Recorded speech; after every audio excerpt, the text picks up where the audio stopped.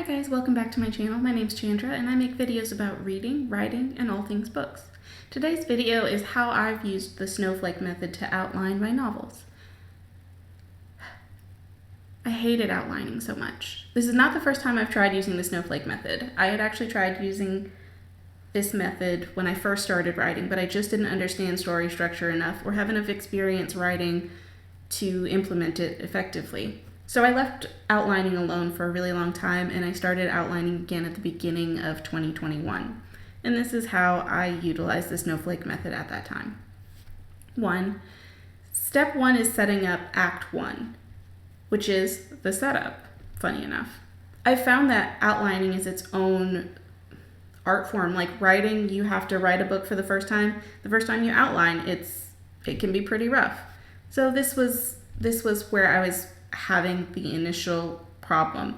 I was working with too many characters before, so it's easier if you have a limited cast of characters the first time you use this. Character introductions are really important. I go ahead and jot down all of the characters. Even if I don't have a name, I'll just be like MC female, MC male, or whatever their pronouns are. That's what I'm just gonna put in. Makes it a lot easier if you can narrow it down by age as well, especially if you have a lot of different characters that are the same gender. It makes it a lot easier just to go ahead and indicate their pronouns and their age if you can. If you don't know their age, that's okay, just to put an approximate range. It's very helpful. You don't have to worry about naming everyone yet. You can if you already have names in mind, but I wouldn't let that hang you up. Number 2 is to get the setting. I went ahead and wrote down all of the settings that I thought that I was going to use in my book. And you may not necessarily use all of those settings, and you may use some different ones that you don't set down. But if you go ahead and write them all out and get a vague idea of what they look like in your head, it's going to make writing the book a lot easier. Number 3, the inciting incident. This is the first big change in the story where they go from everyday life to propel them down the path of your story. If you already know what this is, it's a whole lot easier. But like I said, when I started writing, I did not understand this at all. So I just had ideas in my head and I would just write them all out.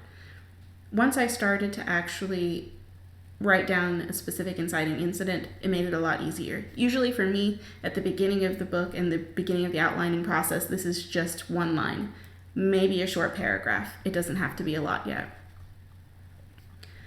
Act 2 is the next part, and that's again three bullet points. I usually do each of these on a page, Act 1, Act 2, Act 3, and just bullet it out in 3 parts.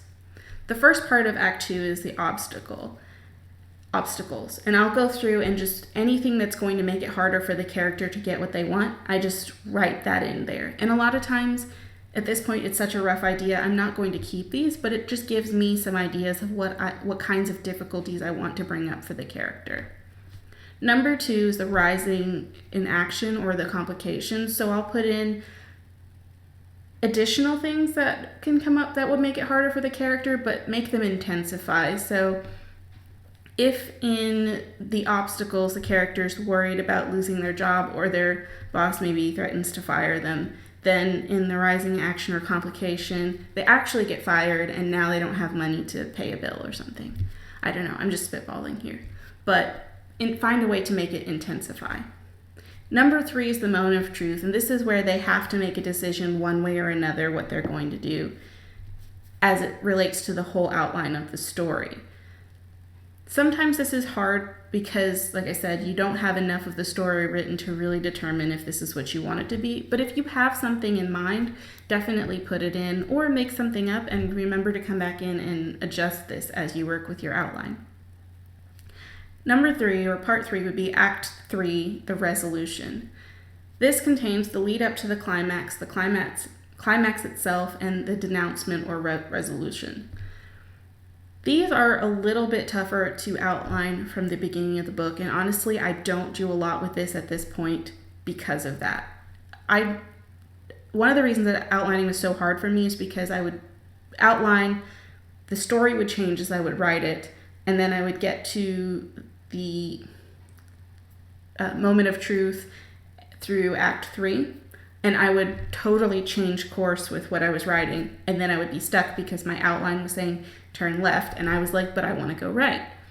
One thing that's really helped me a lot is not even to worry about filling this part out until I've actually started writing a lot more and have my plot, my settings and my characters really nailed down, and I'm a lot more comfortable with them. By this point in time, I'll have written a lot more with them, so I know more so what would work for that character and what won't. And that's why at this point in time, I'm leaving Act 3 pretty much out, and I'm not even outlining that part. I just put in the bullets where I'm like, I know this is going to happen. I haven't decided what's going to happen here, and as I get through Act 2, then I'll come back and I'll update the outline. One thing that's really helped with the character development, and I think I have a video on character development. If I do, I'll link it in one of these corners over here, however that works. For the character introduction, I'll usually just put the primary information that I mentioned in part 1. I will go back and I will expand that. So write a single sentence about that character. And I'll go through each of the characters and just write one sentence about them. This doesn't have to be a physical description. In fact, I find it very helpful if it's not. I try not to describe my characters in the outline. I leave the description for the book, but I want to know who the character is, what their motivations are, and why they're in the story. I like that to be in that first sentence. Once that's done and I've got the rest of Act 1 and 2 completed in the outline, then I'll go back and build out a longer sentence for each of those characters. I'll go back and describe the story in a sentence as well, just a single sentence for the whole story. Once I've got that single sentence, it should give me a better idea of how the characters come into play, and then I'll go back and do a longer paragraph. Or if I'm still not sure about the characters, I'll write a longer paragraph about the story instead of just the one sentence, and then go back to the characters.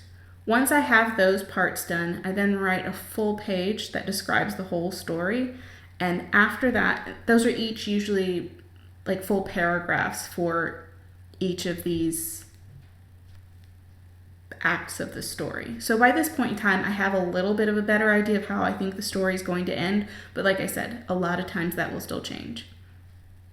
Once I have that full page, I'll then go back, pull those paragraphs apart, and bring in details from the character sketches into that and write it out to about 4 pages.